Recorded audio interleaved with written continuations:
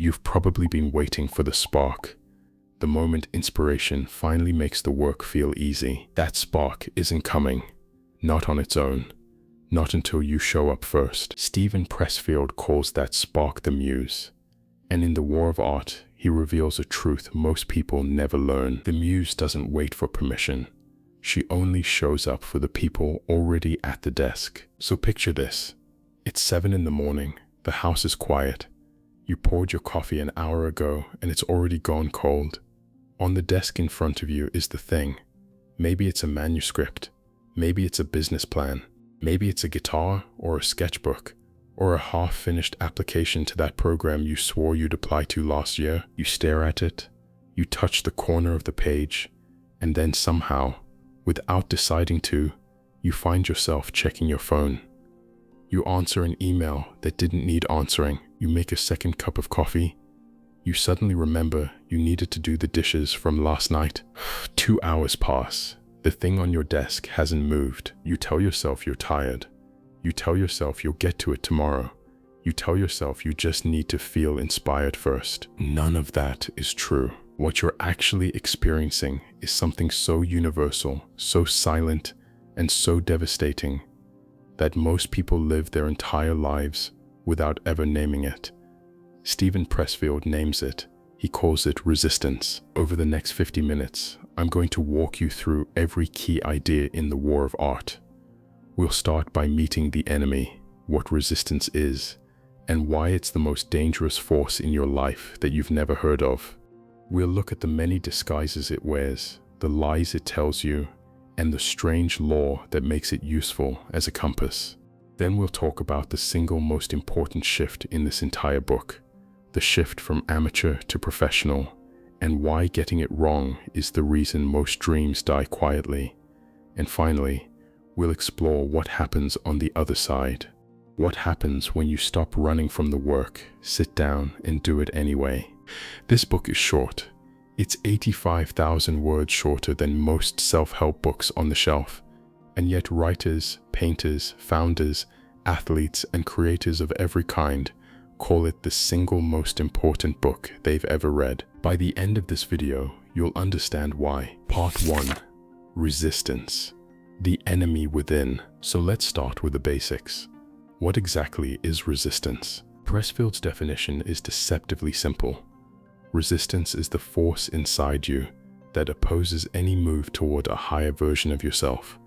Any move from a lower life to a higher one. Any act that rejects immediate gratification in favor of long-term growth.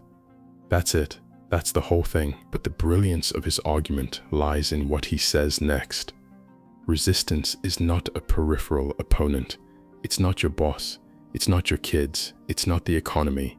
It's not your spouse who doesn't believe in you. It's not the time you don't have or the money you can't spare. Resistance is not out there. Resistance is inside you. It is self-generated, self-perpetuated, and it is, in Pressfield's words, the most toxic force on the planet. Now you might be thinking, all right, this sounds like a fancy word for procrastination, but Pressfield argues it's something much deeper, much more dangerous, and much more cunning than that. Imagine for a moment that there's an Olympic-level adversary living inside your skull. This adversary has been studying you your entire life. It knows your weaknesses. It knows your patterns. It knows exactly which excuse you'll believe at exactly which moment. It knows that on Monday morning, the lie you'll accept is, I need to plan more before I start. It knows that on Wednesday afternoon, the lie you'll accept is, I've earned a break. And it knows that on Sunday night, the lie you'll accept is, I'll start fresh tomorrow. That adversary is resistance. And Pressfield insists, it is not metaphor. It is real as gravity. So what does resistance look like? What are its qualities? Pressfield gives us a long, almost taxonomic list, and reading it feels like having a flashlight shined on every excuse you've ever made. First, resistance is invisible. You cannot see it, touch it, hear it, or smell it, but you can feel it. It radiates from any work that matters to you, like a negative energy field pushing you away. Second, resistance is internal.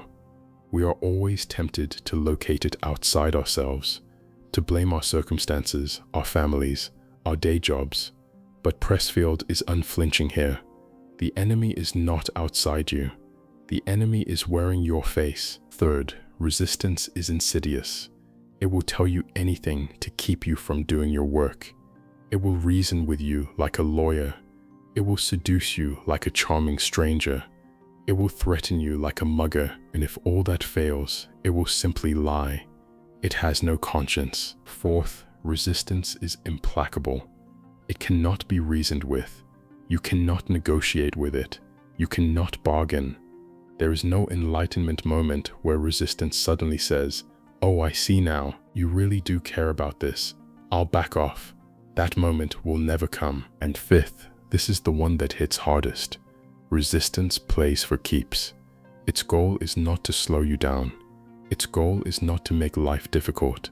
Its goal is to kill the part of you that was put on this earth to create something, to kill it before it ever sees the light of day. Pressfield writes about resistance the way a soldier writes about a battlefield enemy, because that's how he sees it. This is not a productivity inconvenience. This is a war for your soul. But here is where he says something that completely changes the game. And I want you to hold on to this idea because it's going to come back later in this video, and it might be the single most useful sentence in the entire book. Resistance, he says, is infallible. What does that mean? It means that resistance is like a magnetized needle floating on oil. It will always, without exception, point to true north. And true north is whatever calling, whatever action, whatever work matters most to your soul's evolution. Rule of thumb: the more important a call or action is to your spiritual growth, the more resistance you will feel toward pursuing it. Think about what that means in practice. The novel you've been telling yourself for 10 years that you'd write, the one you keep finding reasons not to start, that's not random. That's not a fluke. That's not because you're lazy or undisciplined or unworthy. That's resistance pointing at the thing you were put here to do. Pressfield's gift to us is that he flips the whole equation. Resistance stops being a problem to overcome. It becomes a map. The thing you fear the most is the thing you must do. The project you cannot start is the project that matters. The conversation you cannot have is the conversation that will change your life. Ask yourself, right now, what's the thing you've been avoiding the longest? Not the dentist appointment, not your taxes, the deeper thing, the one that if you actually did it, would change the shape of your entire life. That is your work. Now you might be wondering, okay, this all sounds powerful, but is resistance really universal? Or am I just lazier than other people? Surely the great ones, the masters, the people whose work I admire, surely they don't deal with this. Pressfield's answer is brutal and immediate. Everyone deals with this. Everyone who has ever had a body has experienced resistance. There is no exemption. There is no level you reach where the war is over. He gives us one example that I cannot stop thinking about. Henry Fonda, one of the most celebrated American actors of the 20th century. 60 years on stage and screen, star of 12 Angry Men, The Grapes of Wrath, On Golden Pond, a man whose face is carved into the history of American film. At the age of 75, Henry Fonda was still throwing up before every stage performance. 75 years old, 60 years of experience, still vomiting from fear before he walked on stage. Take that in for a moment, because what it tells us is something that no productivity book and no motivation speaker will ever admit. Fear does not go away. Resistance does not go away. The masters are not the people who stopped feeling it. The masters are the people who learned to act anyway. If you've been waiting to feel confident before you start, that day is never coming. If you've been waiting for the fear to pass, it's not going to pass. Henry Fonda at 75 was still throwing up, and he still walked out on that stage every single time. So that's our first lesson. Resistance is real. It is internal. It is implacable. It is universal. And it is paradoxically, the most reliable compass you will ever have for finding the work you were meant to do. But here's the thing. Resistance is a master of disguise. It almost never shows up as a clearly labeled enemy. It shows up wearing the face of something reasonable, something even noble, and until you learn to recognize it in all of its costumes, you'll keep losing to it without even knowing you were in a fight. So let's take off the masks. Let's look at every face resistance wears, and I promise you are about to recognize at least 3 of them as the ones that have been winning against you your whole life. Part 2. The faces of resistance. So if resistance is real, and if it's hunting you every single day, the obvious question is, what does it actually look like? How do you recognize it in the wild? And here is where Pressfield does something extraordinary. He walks us through the disguises resistance wears, not abstract definitions, specific, painful, recognizable patterns. The kind of patterns that, when you hear them named out loud, make you sit up a little straighter because you realize, that's me. That's been me for years. That's the thing I've been doing my whole life and never had a word for. So let's name them. The first and most familiar face of resistance is procrastination. But Pressfield says something interesting about procrastination, something that might frustrate you the first time you hear it. He says procrastination is the easiest disguise of resistance to rationalize, because we never tell ourselves we're not going to do the work. We just tell ourselves we're going to do it later, and later is the most dangerous word in the English language. Later is where dreams go to die. The novel you'll write later, the business you'll start later, the conversation you'll have later, the version of yourself you'll become later. Pressfield's warning is chilling. Procrastination, he says, is the manifestation of resistance that's easiest to indulge because we never make a conscious decision to renounce our calling. We simply put it off day after day, year after year, and before we know it, we are old.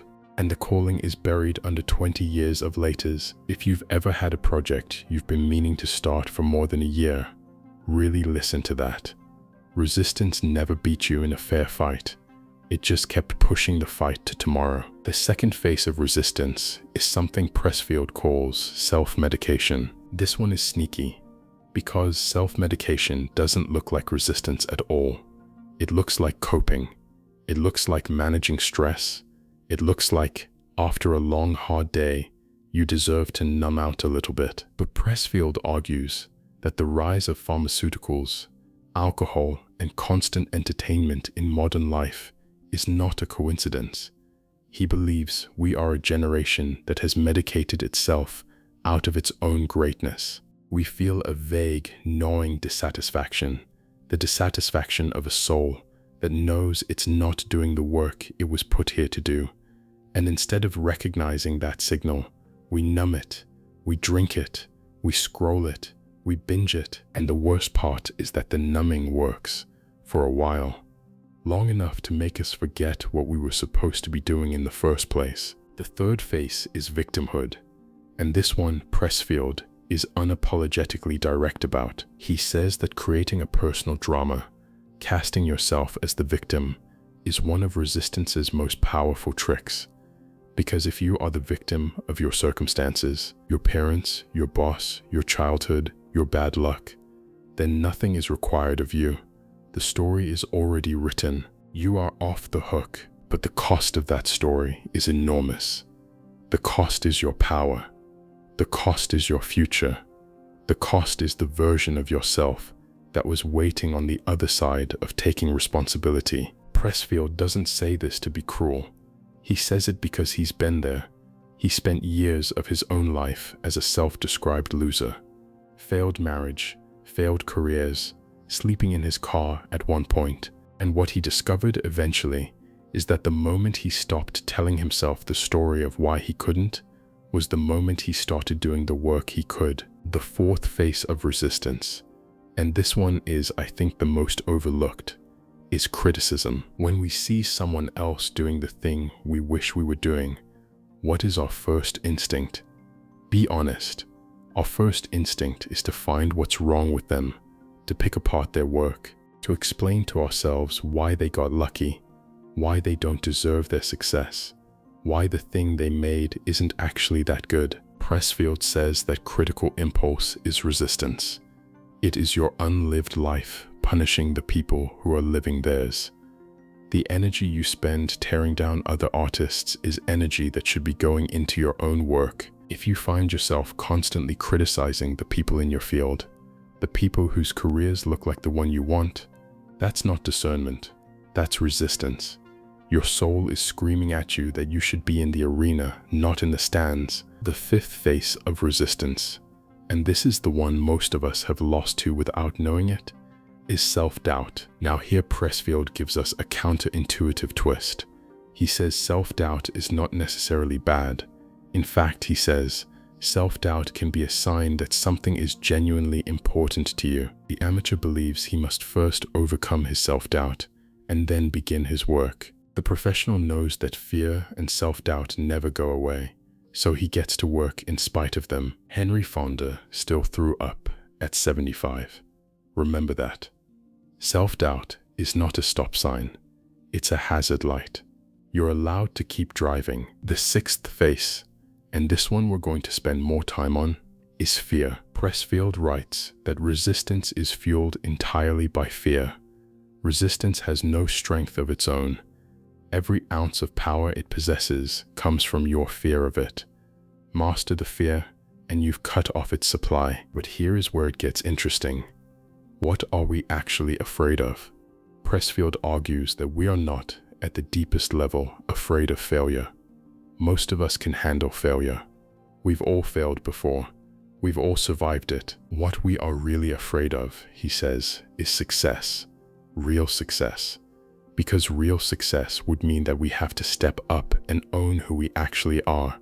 Real success would change our relationships. It would change how our family sees us. It would change what we have to do tomorrow morning. Real success would force us to live the rest of our lives at the level of the person we just proved we could be. And that is terrifying. We are not afraid of losing. We are afraid of winning. Because winning is a contract. Winning is a promise we are going to have to keep every single day for the rest of our lives. Now, I told you in the introduction that there is one moment from this book that I cannot get out of my head when I think about resistance in action.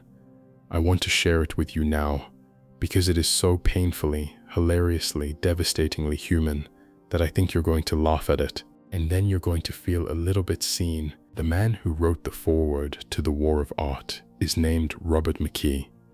McKee is a legend in the world of screenwriting.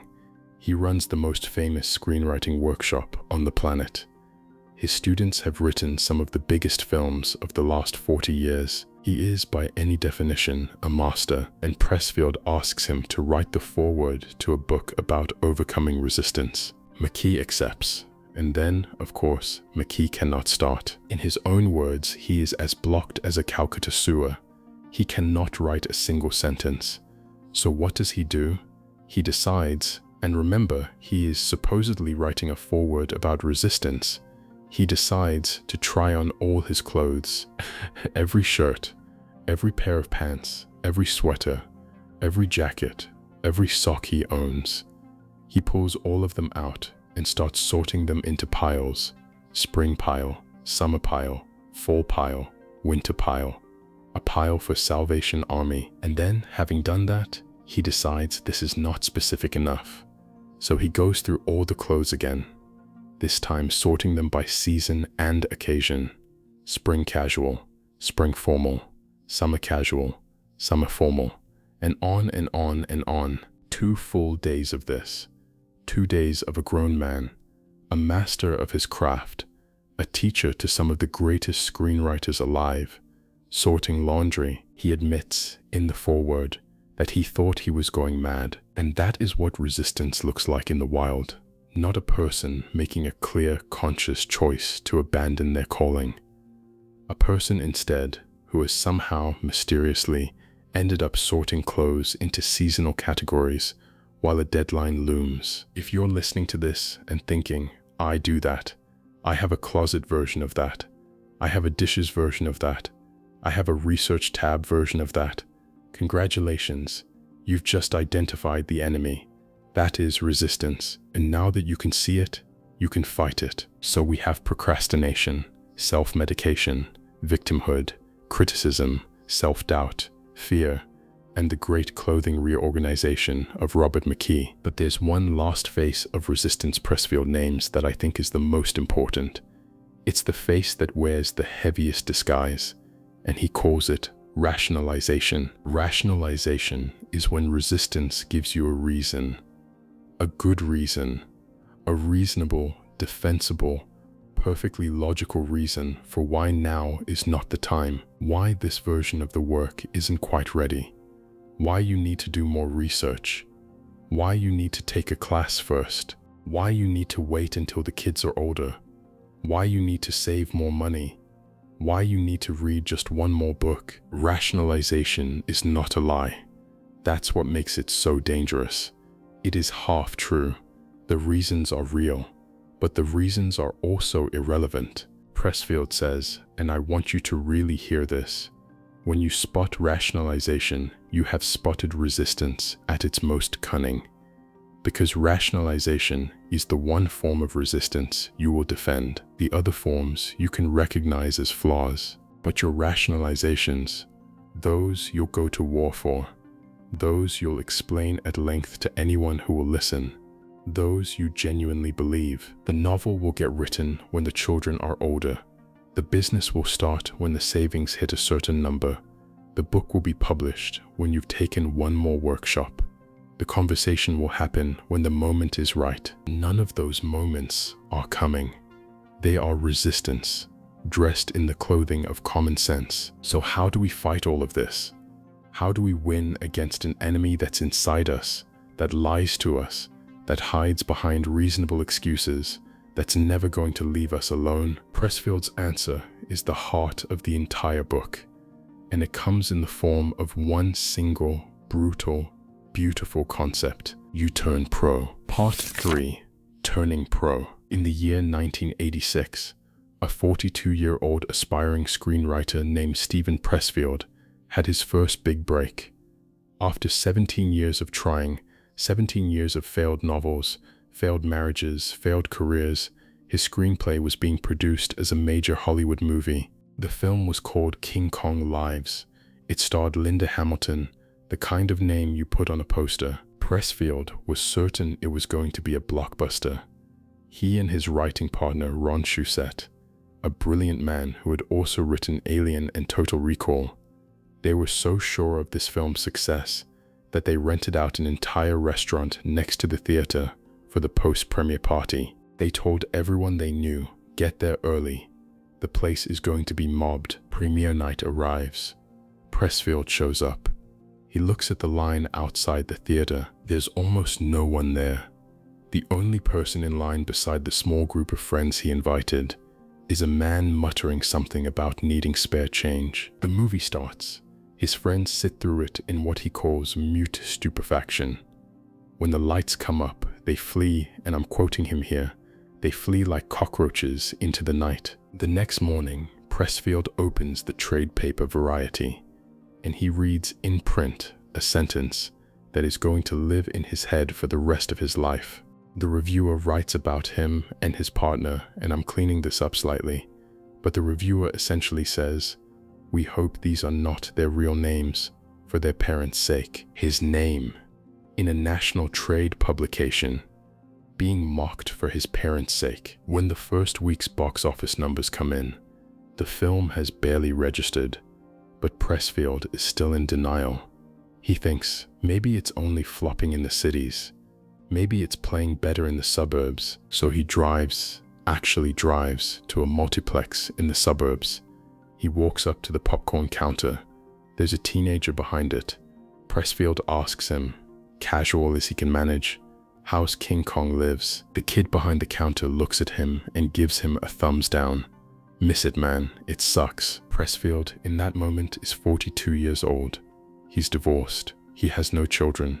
He has spent his entire adult life chasing this one dream. And now, finally, after 17 years of trying, his big break has arrived. and his name is being printed in Variety as a punchline. He sits in his car. He thinks, I'm a loser. I'm a phony. My life is worthless. And so am I. He calls his friend Tony, a man named Tony Keppelman. He tells Tony how bad he feels. He tells Tony he can't take this. He tells Tony he doesn't know what to do. And Tony, who has clearly heard this kind of thing before, asks him one single question. He asks, are you gonna quit? And Pressfield says, hell no. Of course not. I'll never quit. And Tony says, and this is the line that changed Pressfield's life. Tony says, then be happy. You're where you wanted to be, aren't you? So you're taking a few blows. That's the price for being in the arena and not on the sidelines. Stop complaining and be grateful. And that, Pressfield writes, was the moment he realized he had become a pro. He didn't realize it because he'd had a success. He realized it because he'd had a real failure. A public, humiliating, professionally documented failure. And it didn't make him want to quit. It made him want to keep going. That story sits at the heart of the war of art because it answers a question we don't usually know how to ask, which is, when exactly do you stop being an amateur? What is the moment? What is the proof? Pressfield's answer is that you don't turn pro when you start winning. You turn pro the first time you take a real punch and choose to stay in the ring. So what does it actually mean to be a professional in Pressfield's sense? Because he's not talking about getting paid for your work. He's not talking about credentials. He's not talking about quitting your job. He's talking about an attitude, a code, a way of relating to your work that's so radically different from how the amateur relates to it, that the two are barely doing the same activity. And here's where he does something really clever. He says, look, you already know how to be a professional. You just don't apply it to the work that actually matters. Think about your day job, whatever it is, whether you love it or hate it, whether it's your calling or just a paycheck. What do you do at your day job? You show up every day, whether you feel like it or not. You don't ask yourself if you're inspired today. You don't wait for the right mood. You don't tell your boss, I'm not really feeling the magic this morning. You just show up. You stay all day. You handle whatever comes at you. You take it seriously, but you also don't take it too personally. If you have a bad day at work, you don't quit your career. You come back tomorrow. Now Pressfield asks, what would happen if you brought that exact same attitude to the work that actually matters to you? To the novel, the painting, the business, the album, the calling? That, he says, is what it means to turn pro. Pressfield lays out a portrait of the professional that I want to walk you through. Because once you see this picture clearly, you can't unsee it. You'll start measuring your own behavior against it without meaning to. The professional shows up every day. The amateur waits for inspiration. The professional shows up no matter how they feel. The amateur shows up when conditions are perfect. The professional stays all day. The amateur does 10 minutes and calls it a session. The professional is committed over the long haul, over years and decades. The amateur is committed until things get hard. The professional accepts that the stakes are real. The amateur treats their work as a hobby they might one day get serious about. The professional masters the technique of their craft. The amateur talks about their craft, but never practices the boring, fundamental, repetitive parts. The professional has a sense of humor about their work. The amateur thinks every setback is a referendum on their soul, and here is the one that I think separates the two more than any other. The professional does not over-identify with their work. The amateur does. What does that mean? It means that the amateur has staked their entire identity on being an artist. So every rejection feels like a rejection of who they are. Every bad sentence feels like proof that they were never really a writer. Every failed pitch feels like the universe whispering, you were wrong about yourself. And so the amateur, paradoxically, cannot afford to write the bad sentence, cannot afford to make the bad pitch, cannot afford to ship the imperfect work. Because if they do, and it fails, the failure isn't about a single piece of work. It's about who they are as a person. So the amateur, in order to protect their identity as an artist, makes the only safe choice. They don't make the art. Pressfield's insight is that the professional has solved this problem in a strange way. The professional has stopped seeing themselves as a writer with a capital W. They've started seeing themselves as someone who shows up to write, someone who does the work, the verb, not the noun. And because they are the verb and not the noun, a failed novel doesn't threaten their identity. A bad first draft doesn't threaten their identity. A scathing review in Variety mentioning them by name doesn't threaten their identity. They just go back to the desk and keep working. So how does a professional spend their day? Pressfield gives us a window into his own daily life, and I think it's worth painting this picture for you. Because it is not glamorous, it is not magical, it is in fact almost militantly ordinary. He wakes up. He's already aware of resistance. He feels it in his gut before he's even out of bed. He goes through the chores. He makes the coffee.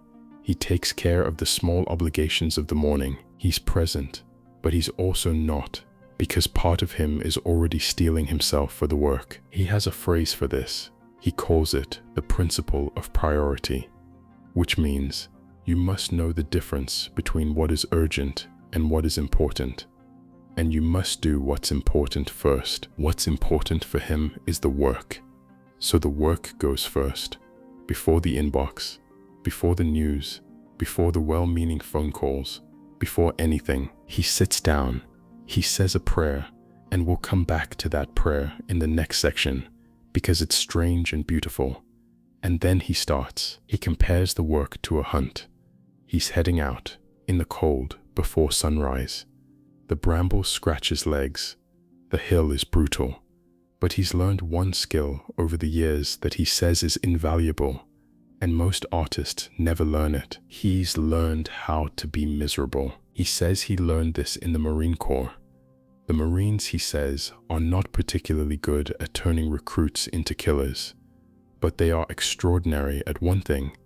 They teach you how to be miserable, how to be cold, wet, exhausted and hungry, how to keep going anyway, how to find a perverse satisfaction in the suck. And that, he says, is the single most useful skill an artist can have. Because the artist life, the real one, the daily one, the one nobody glamorizes on Instagram, is mostly hard, slow, lonely, and unrewarded. The professional doesn't expect it to feel good. The professional has volunteered for the misery and shown up anyway. If you've been waiting for the work to feel inspiring before you start, that's the amateur in you. The professional has accepted that most of the work feels like dragging yourself up a wet hill in the dark, and the professional drags themselves up the hill anyway. But here's the gift. Here's the thing the amateur never gets to find out. When you sit down day after day, no matter how you feel, no matter what's happening around you, when you simply do the work, the way a soldier walks a perimeter or a doctor sees patients, something starts to happen. Something Pressfield calls the most mysterious and important phenomenon in the entire artistic life. Inspiration starts to find you, not the other way around. You don't sit and wait for inspiration. You sit and work, and eventually, inevitably, inspiration shows up. And what happens then? What happens in that strange, magical space where the work meets the muse is what the final part of this book is about. And it might be the most controversial argument Pressfield makes, but it might also be the most useful. Part 4. The Higher Realm. So here's a question I want you to sit with for a moment. Where do ideas actually come from? Not the small ideas, not what to make for dinner or which route to take to work. I mean the big ones, the flash of insight that solves a problem you've been stuck on for months, the melody that arrives, fully formed while you're in the shower, the sentence that suddenly appears on the page that's so much better than what you were going to write that it almost feels like someone else wrote it. Where do those come from? Most of us have never seriously thought about this question.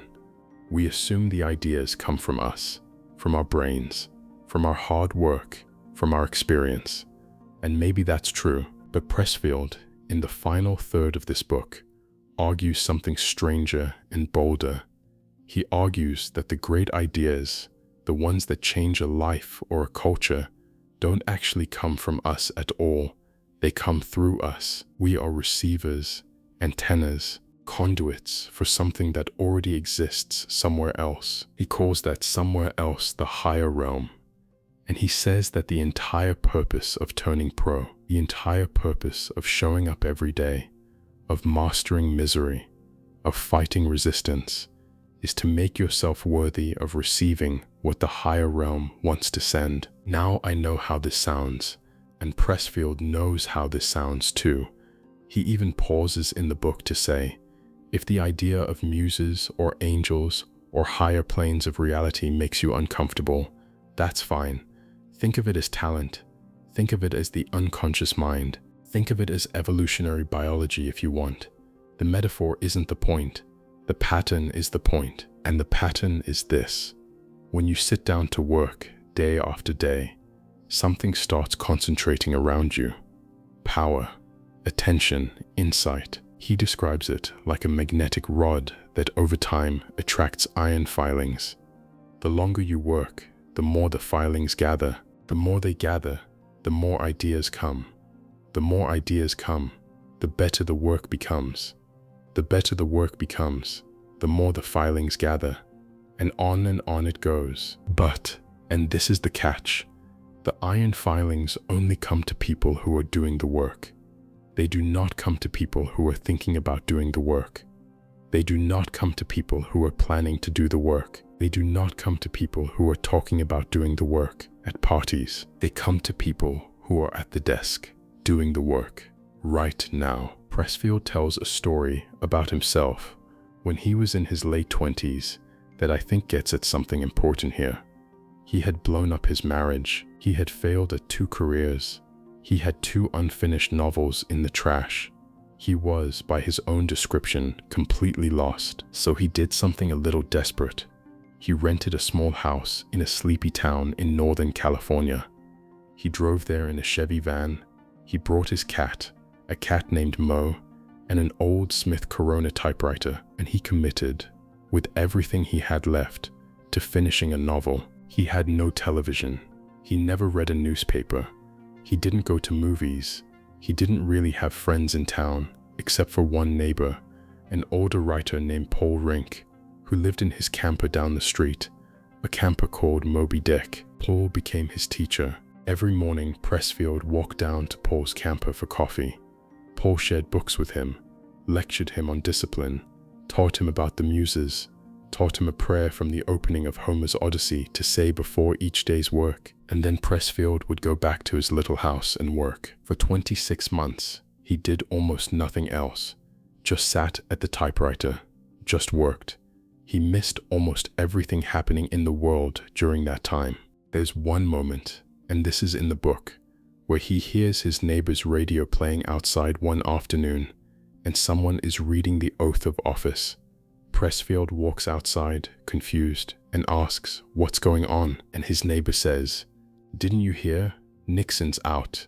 They got a new guy in there." Pressfield had missed Watergate, the biggest political scandal of the 20th century, unfolding on every front page and every newscast for 2 solid years, and he had missed all of it because he was working. Finally, one morning, he reached the last page of the novel. He typed out the words, "The End." He rolled the page out of the typewriter and added it to the stack. Nobody knew. Nobody cared. There was no one to celebrate with except his cat. But something inside him had shifted. He writes that he felt as if a dragon he had been fighting his entire life had just dropped dead at his feet and gasped out its last breath. He walks down to Paul's camper the next morning. He tells Paul he finished the book, and Paul, without even looking up from his coffee, says, "Good for you. Start the next one today." Now, this story is not in the book to tell us that Pressfield is special. It's in the book to make a specific point about how the higher realm works. Because Pressfield also tells us that first novel, he never sold it, nobody published it, The next one didn't sell either. It was 10 years before he got his first check for anything he'd written, and 20 years before The Legend of Bagger Vance, his first published novel, finally came out. 20 years. But the dragon was dead from year one, from the day he typed "The End" the first time. Because the dragon was never the book deal. The dragon was the version of himself that couldn't finish. And here's the part of this that I think is genuinely useful. Pressfield argues that the higher realm doesn't reward the people who get the prize. It rewards the people who do the work for its own sake. The muse, or talent, or the unconscious mind, or whatever you want to call it, pays attention to one thing and one thing only. Are you at the desk? He gives us one more example that I love. Somerset Maugham, one of the most successful writers of the 20th century, was once asked whether he wrote on a schedule or only when he was struck by inspiration. Maugham's answer: "I write only when inspiration strikes. Fortunately, it strikes every morning at 9 o'clock sharp." That, Pressfield says, is the pro. That is the whole game in one sentence. The pro doesn't believe in waiting for inspiration. The pro knows that inspiration is something that arrives because you have built a habit of being there to receive it. Pressfield introduces one more idea in this final section that I want to make sure you take with you. Because once you understand it, you will see your own work and your own life differently. He says that every person who creates anything is operating from one of two orientations. Either you are working hierarchically or you are working territorially. And the difference between them might be the most important spiritual fact about creative work. What is hierarchical? Working hierarchically means you are working with one eye constantly on what other people think. You are measuring yourself against the people above you. You are looking down at the people below you. Every decision you make about your work is shaped by how it will be received, how it will rank, how it will compare. The work is not really the point. The position is the point. What is territorial? Working territorially means the work itself is the point. You are tending your own piece of ground. You are doing your craft because the craft itself feeds something inside you, regardless of whether anyone applauds, regardless of whether anyone notices. Pressfield gives us a simple test for figuring out which one you are. The test is one question. If you were the last person on earth, and there was no one to impress, no one to compete with, no one to compare yourself to, no one to applaud or criticize you, would you still do the work? If the answer is yes, congratulations. You are working territorially. The work is genuinely yours. It belongs to your soul. If the answer is no, Pressfield is not here to judge you, but he is here to gently tell you that you are working hierarchically. And working hierarchically eventually will burn you out because the validation never comes fast enough. And when it does come, it never lasts. He gives a beautiful example here, Arnold Schwarzenegger. Whatever you think of him, love him or hate him, Pressfield's point is this. On a bad day, when Arnold is anxious or down or stressed, what does Arnold do? He doesn't call 6 friends to make sure they still love him. He doesn't post on social media looking for validation. He goes to the gym, even if the gym is empty, even if no one sees him, even if he doesn't say a single word to anyone. He goes to the gym because working out for him is enough by itself. The act is the reward. That, Pressfield says, is territory. That is what it looks like to have a piece of ground that belongs to your soul. And the question he leaves us with at the end of the book is the question I want to leave you with too. What is your territory? What is the work that you would do even if no one ever saw it? What is the thing that on your worst day, on your most freaked out day, you would still show up for? Because the showing up itself is enough. If you can answer that question, if you can find that piece of ground, Pressfield believes you have found something close to the meaning of your life, because that is the place where resistance loses. That is the place where the muse arrives. And that is the place where, day by day, line by line, You become the person you were put on this earth to be. Key takeaways. So let's pull this all together. If you take nothing else from the war of art, take these 5 things with you. 1. Resistance is real, and resistance is internal. Stop blaming your circumstances. Stop blaming your boss, your kids, your spouse, your time, your money, your luck.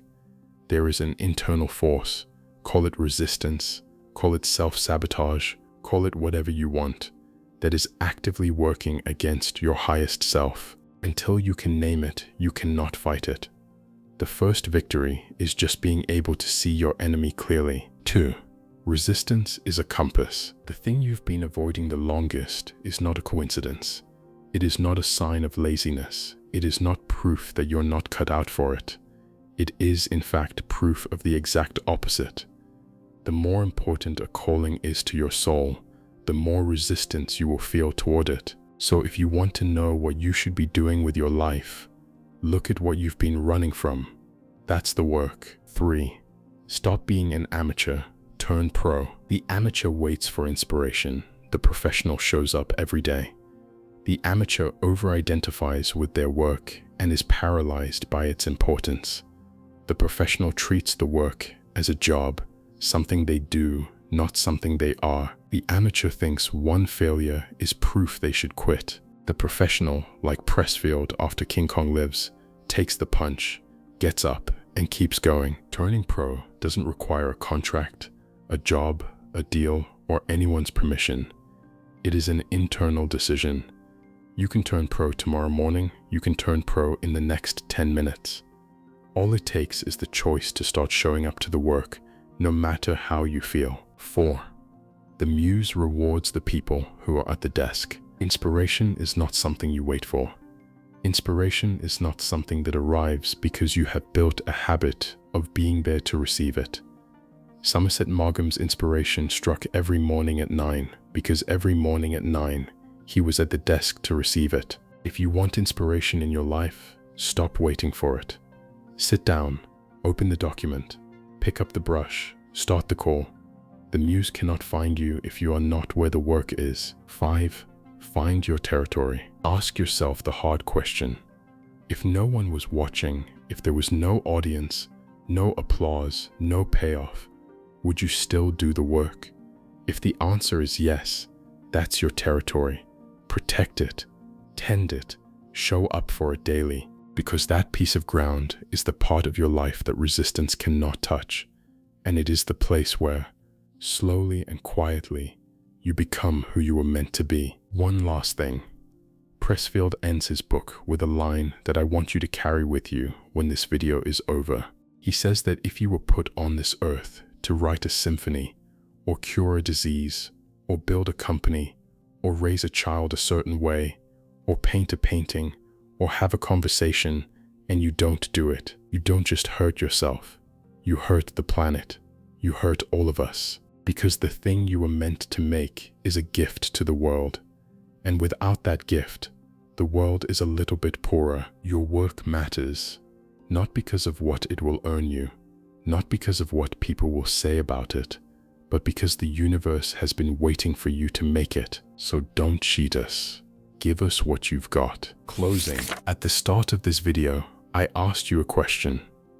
I asked whether the thing you've been putting off your entire life might be the single most important thing you'll ever do. I hope by now you can feel the answer to that question for yourself. Resistance has a name now. The amateur in you has a name now. The Muse, the territory, the daily showing up, all of these have a name now. And once you can name a thing, you can fight it. Or in the case of the Muse, you can invite it in. So here's the question I want to leave you with, the one I'd love to hear your answer to in the comments. Of all the work Pressfield names, the novel, the business, the conversation, the calling, what is the one thing you have been resisting the longest? Not the small things, the big one. Name it if you can. Sometimes naming it out loud is the first move. If you want to read The War of Art yourself, I cannot recommend it enough. It is one of the shortest books on my shelf and one of the most useful. The Amazon and Audible links are in the description if you'd like to grab a copy. If this video helped you see something about yourself you hadn't seen before, subscribe to the channel. We do deep dives like this one on a different transformative book every week. Whatever you're working through, there's probably a book waiting here that will meet you exactly where you are. Thank you for staying to the end. I'll see you in the next one.